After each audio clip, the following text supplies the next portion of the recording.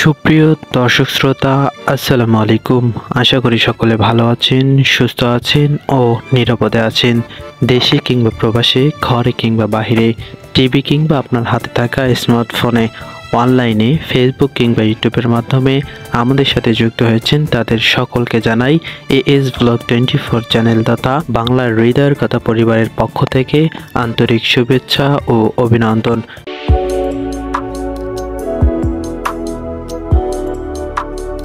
ভিডিওটি উপস্থাপনায় আমি সামিউল ইসলাম মিশন। ঐতিহ্যবাহী খানসামার হাট, কাউনিয়া, রংপুর এর অবস্থান কোথায় আর কিভাবে সেখানে যাওয়া যায়, কবে বসে এই হাট আর এই হাটে কি বা পাওয়া যায় আর কেনই বা সকলের কাছে সুপরিচিত লাভ করেছে এই ঐতিহ্যবাহী খানসামার হাটটি। ঐতিহ্যবাহী খানসামার হাট সম্পর্কে অসাধারণ কিছু তথ্য জানতে এই ভিডিওটি শেষ পর্যন্ত দেখার অনুরোধ রইল।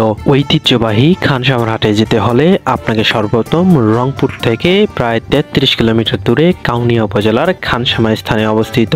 এই হাটটি প্রতি শুক্রবার ও সোমবার বসে। এই হাটে নিত্য প্রয়োজনীয় পণ্য সামগ্রী কিনতে বিভিন্ন জায়গা থেকে হাজার হাজার মানুষ ছুটে আসে। আমাদের দেশ কৃষি প্রধান দেশ। বাংলাদেশে প্রায় 80% লোক গ্রামে বসবাস করে আর বাংলাদেশে 25,000 গ্রাম নিয়ে গঠিত।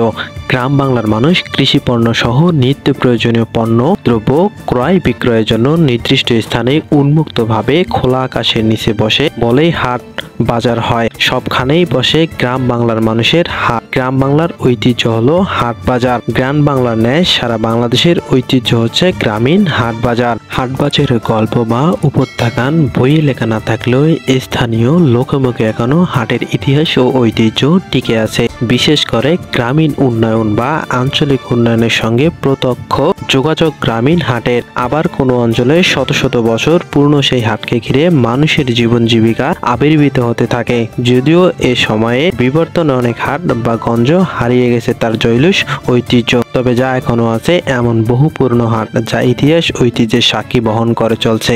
সুপ্রিয় দর্শক, আজকের ভিডিওটি এই পর্যন্ত আমরা চেষ্টা করলাম এই ঐতিহাসিক খানসামার হাট সম্পর্কে আপনাদের সামনে বিস্তারিত তথ্য তুলে ধরার। দেখা হবে নতুন একটি ভিডিওতে। সে পর্যন্ত সকলে ভালো থাকবেন, সুস্থ থাকবেন। অবশ্যই এএস ব্লগ 24 চ্যানেলের সাথেই থাকবেন। আল্লাহ হাফেজ।